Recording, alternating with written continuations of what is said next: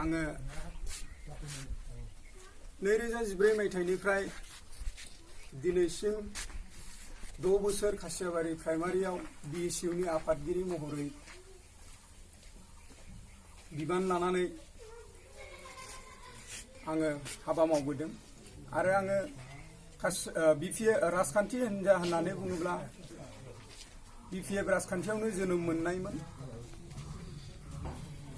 आङो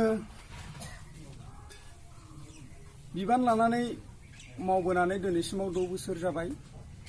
नाथाय आङो जोंनि BPF हान्जानि माखासे दैदेनगिरिफोरनि जे मिसलिडिं जे रायजो राजाफोरनि सिगाङाव गोबां बिथांमोना आरो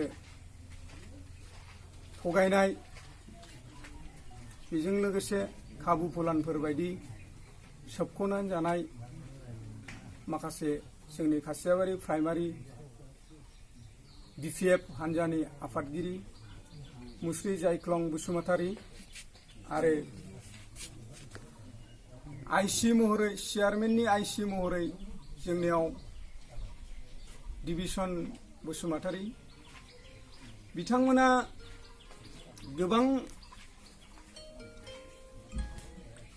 रायजो राजाफोरनि सिगाङाव आरो मोनथायफोरखौ होखोमा जे जोङो जानायफोरखौ नुनो मोनदों।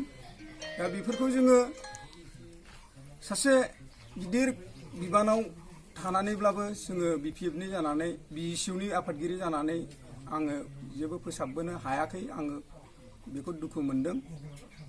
बेनि थाखाय आङो दिनै साननैसोनि सिगां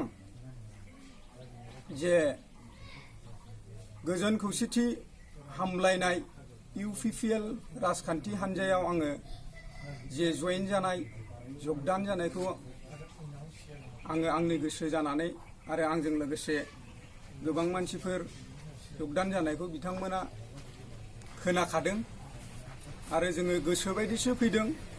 जे बिथांमोननि सोबख'नायखौ नुनानै बेयाव जोङो रावनिबो थोननाय रावनिबो जे सासपेन्ड खालामलायनायनि बाथ्रा फैयाखै। थांनाय मैया 31 मार्च 2020